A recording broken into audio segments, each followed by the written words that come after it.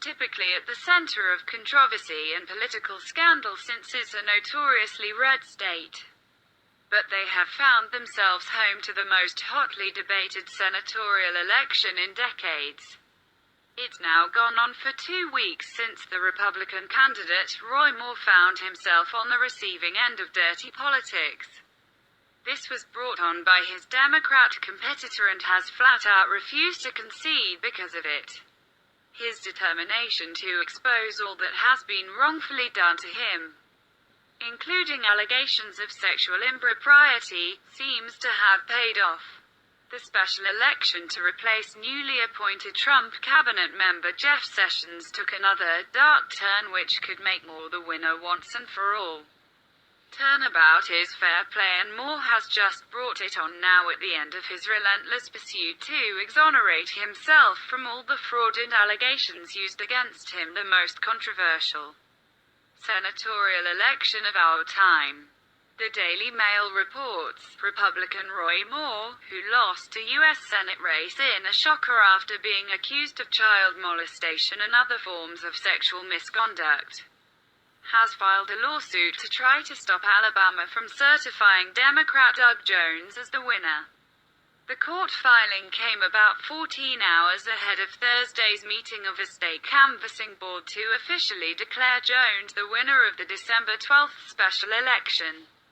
Jones defeated Moore by about 20,000 votes. Moore's attorney wrote in the complaint filed late Wednesday that he believed there were irregularities during the election and said there should be a fraud investigation and eventually a new election. This is not a Republican or Democrat issue, as election integrity should matter to everyone, Moore said in a statement released Wednesday announcing the complaint. We call on Secretary of State Merrill to delay certification until there is a thorough investigation of what 3 independent election experts agree took place. Election fraud sufficient to overturn the outcome of the election. Christian conservative Moore is a former judge whose loss dealt a stinging blow to President Donald Trump, the president had given Moore his full-throated support, and narrowed his party's control of Congress' upper house to 51 to 49. But Moore's campaign on Wednesday alleged it may have been rigged, meaning he won't ride his now famous horse Sassy into the sunset without a fight. The purpose of the complaint is to preserve evidence of potential election fraud and to postpone the certification of Alabama's special election by Secretary of State John Merrill until a thorough investigation of potential election fraud that improperly altered the outcome of this election, the statement said. Moore has every right to sue his detractors that scammed the system on multiple levels to lead to an unprecedented win for a Democrat in a deeply red state.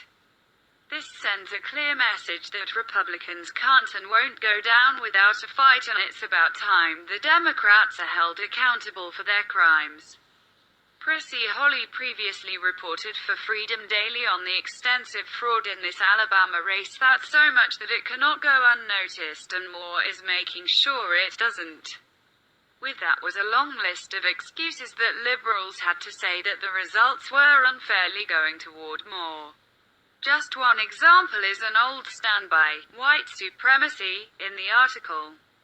The website asserted that white supremacy was preventing black citizens from being able to take to the polls. That no doubt got the black populace fired up just in time to go cast their votes for Jones before the race ended. Here's a short excerpt of their ridiculous story, where they claimed that white supremacists were requiring poor blacks from being able to vote because they were required to show an ID. Alabama has a long history of suppressing the votes dating back at least to 1901, when the state passed a new constitution whose main purpose was to deny African Americans the right to vote. They whined.